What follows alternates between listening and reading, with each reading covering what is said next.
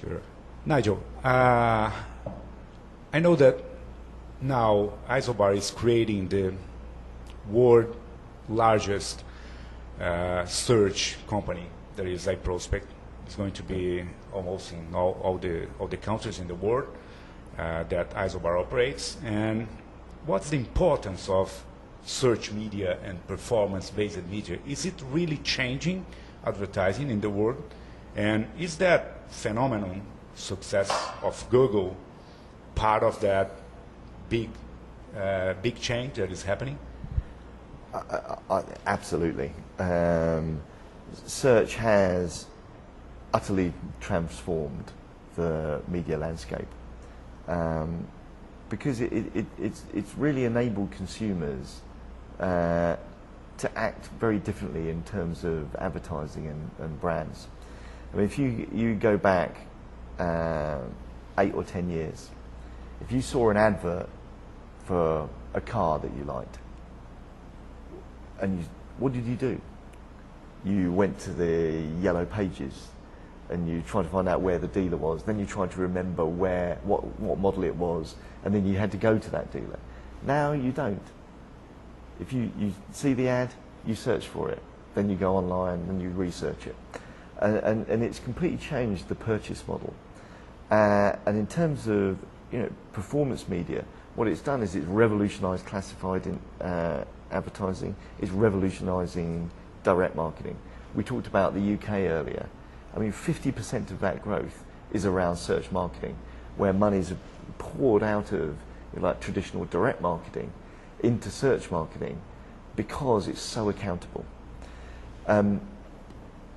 It's interesting, if you have, especially certain rational purchase decisions, things that are, or distressed purchases, or things that can be bought and sold online, like insurance and banking products, is that search is incredibly important to their business models now. And performance marketing has been an amazing driver of growth for the businesses and for the sector as a whole. Do you think that the kind of model that was created for the search, there is, well, you don't have a price table, you have some kind of auction, yep. And, well, you pay what is the right price or the market price. Do you think that is going to be some kind of reference from now to the future for advertising? I think that without a doubt that there are going to be online auctions and exchanges for many media, and when I say many media, I think that within television, for instance, a lot of inventory will be purchased via auction, and certainly via exchanges. So I think that's going to be a very, very important shift, and that will fundamentally change one of the reasons that will fundamentally change how we plan and buy media. I think that there will still be bespoke buys within the most important content. But then again, if you think of a Super Bowl final or a Copa America or whatever, ultimately they could be bought by auction for the highest bidder. I think that content owners will try and keep their most prized assets and sell them differently, because one of the things that I think is most important for the content owners is to be able to leverage it across platform. So, and that then becomes much more difficult to book by auction. So, if you think of, great pieces of content now, those great pieces of content, if they're on television, they're events that run on television, that are online, that are on mobile, that have tertiary events around them, and how do brands and how do content owners leverage across all those different platforms to create a total experience. So I think there's going to be, for great content and most valuable content, that's going to become much more complex. For the long tail of content, that's probably almost all going to be bought by electronic auction. Well, let's just get one small example on that. If you think about the 30-second spot that goes on the TV, now it can goes on the YouTube. The big difference is that when it goes on the interval on the TV, it's an interruption model. And when it's there and you can click if you choose, you are choosing to watch that. What is more valuable? That's a very interesting question. I always think of it as I call it the egg timer.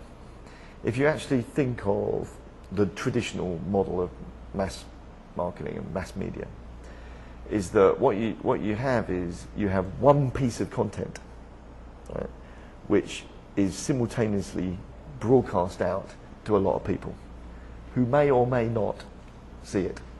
It's just sent out, boom, and you have no idea whether someone's seen it, whether they've paid attention to it or whatever. If you take the YouTube example, what you have is millions and millions and millions of pieces of content that are available to one person who then pulls it down. So if you think of it, it's a little bit like that. It's the inverse.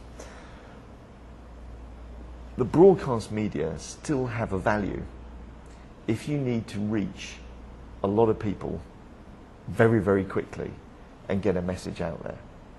Because actually, that reach and frequency, for instance, for a product launch, actually can be very important.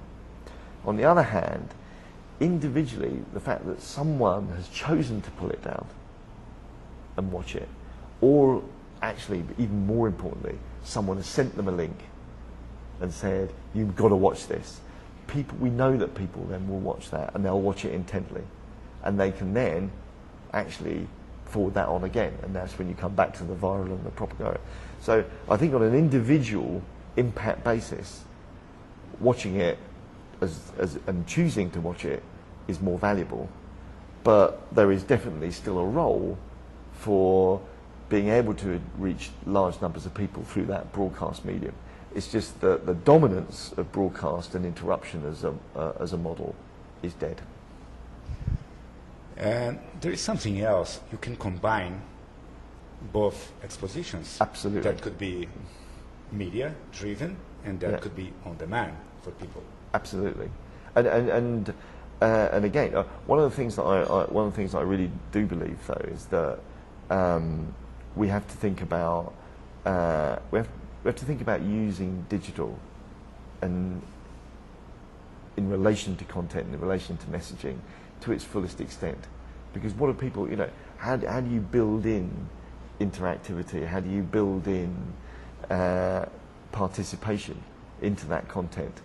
Because we actually have the availability and the tools and capability to do that. So just taking a 30-second ad and putting it on YouTube is one way of, it's an additional piece of distribution for that content, but it's not using the medium to its full value.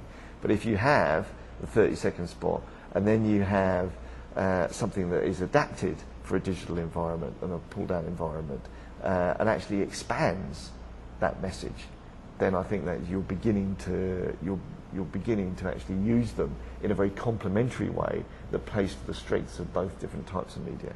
So I think they should work together, and of course they should work together with search, and they should work together with mobile, and all the different media should work together, in an on-demand or in a push way. Nigel, thanks for talking to us. It was great talking about all that, and it was a big pleasure having you here. Yeah, thank you. It's an absolute pleasure to be in Sao Paulo, in Brazil. It's a very vibrant market. It's a very creative market. I think there's a lot of interesting things happening, especially in social networking. A lot of the people around the world are really interested in what's happening in Brazil, and it's great to exchange some thoughts and some ideas. Thank you.